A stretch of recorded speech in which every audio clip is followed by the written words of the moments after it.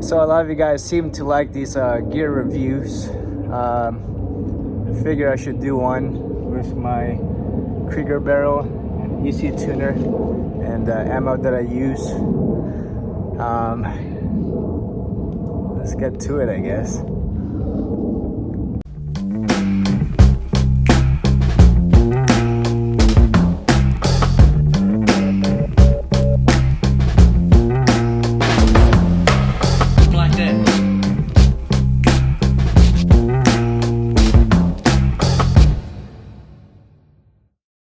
Start with the barrel. So I have a 22-inch Krieger barrel with an MTU profile, and to be honest with you guys, I'm not that familiar with how barrels are made, and this one was recommended to me, and I know that Krieger has a good history with winning matches, so I also did my research on their website with how they make it, but long story short, the way that they choose the steel for this barrel is they don't have different grades of steel. They only choose what's best, and the way that they make it is they pre-lap the barrel before they rifle it, and then they lap it again until it has a smooth finish. So this is different from button rifling. What they do with this one, I think, is called a single point cut rifling, and for me personally, it usually only takes me about 10 to 20 rounds to quote-unquote foul the barrel in my rimfire. I've heard of people taking 30 rounds or even 50 rounds to foul their barrel, and I think that's because of the way that they lap this barrel. It's very smooth, and it doesn't take me that long to foul it, so that's very nice. So the chamber is a 22 rimfire. Dave did not want to tell me what chamber they used. It's proprietary, but it's basically cut by his company. Him and Derek Webster run this company down in Brenham. It's called DI Precision, but it shoots well, so that's all that matters to me. I don't think it's a bench chamber, and I think it's different than the chamber that Voodoo uses. But the Voodoo chamber is pretty good, but I'm not sure which chamber this one is, but it shoots really well. And I believe the bore diameter on these Kriegers are between 215 to 217. So just imagine the bullet of a rimfire or of a 22 is 224. So what it's doing when it's going through the barrel is it's being squeezed, and maybe it's increasing the BC. I have no idea, but that's just my theory. But the results speak for itself because it's very consistent downrange. It's under 1 MOA at 200 yards.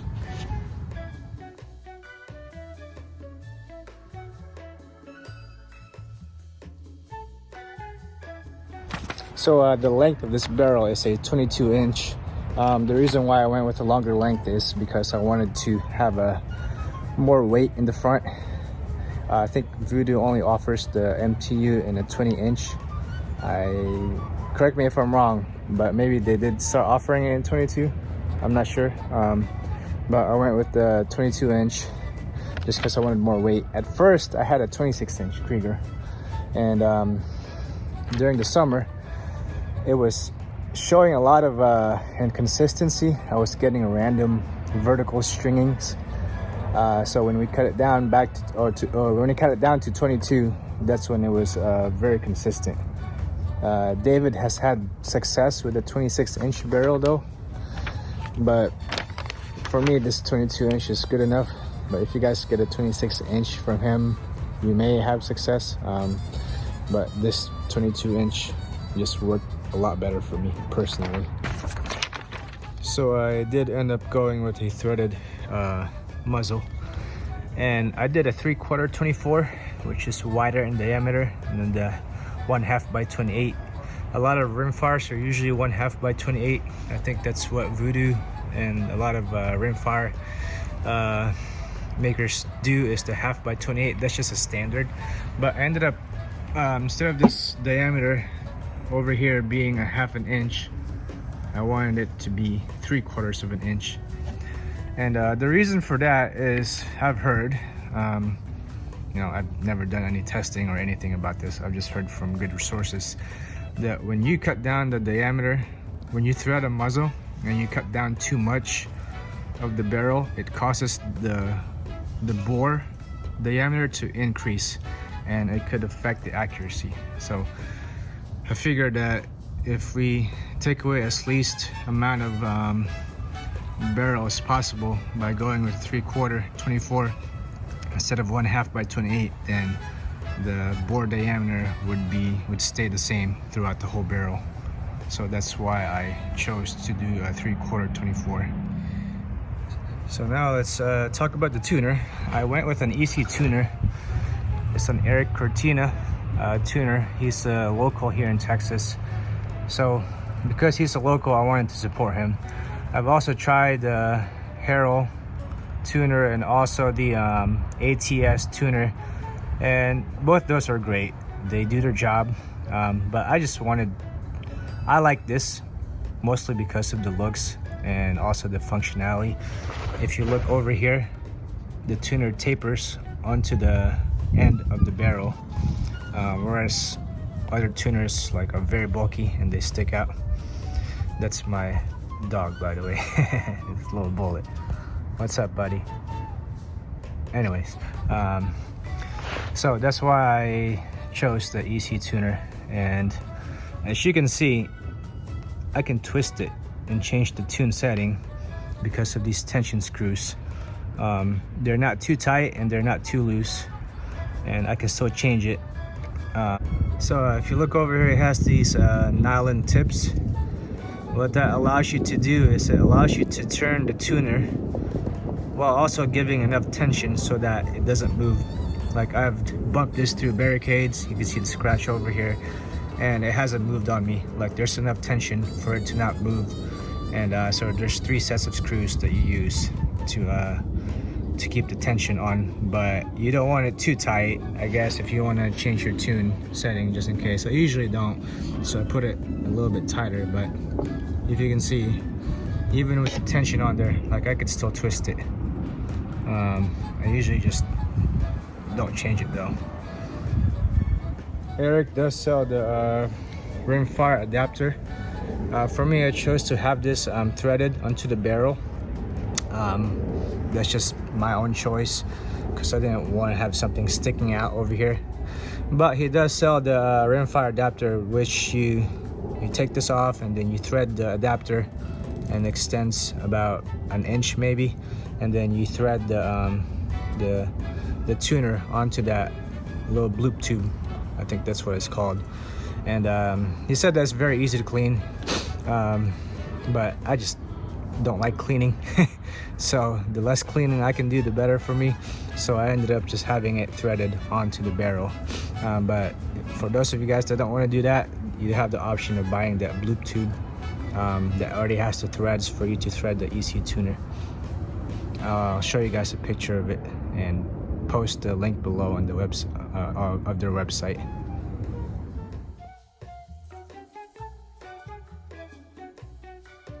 As far as ammo that I use, I love using this SK long range. I've tried the Lapua Center X and Midas Plus. I've never tried the Lapua Exact, which is Lapua's best ammo, but this has outperformed both the Center X and the Lapua Midas Plus, on my rifle at least. I've tried the SK Rifle Match and SK Standard, which did all right, but this SK long range has been very consistent for me, and the ES and SDs on these SK long range are usually low.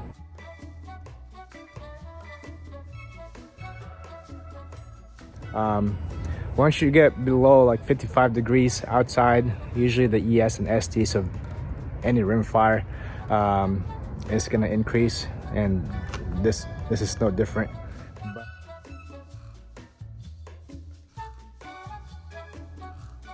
But it seems to be more consistent even in the colder temperatures, except for maybe the biathlon, which are made for the cold weather. And the velocity on the SK is a little bit hotter, maybe 10 to 20 feet per second hotter than most rimfire subsonics. It's still within the subsonic range. It's not over supersonic, so that could give me an extra edge in wind, possibly. I don't know, but the extra 20 feet per second with this SK long range, I think, helps, and maybe gives me a few extra points during competitions. So I've never sent this barrel off to be lot tested at Lapua.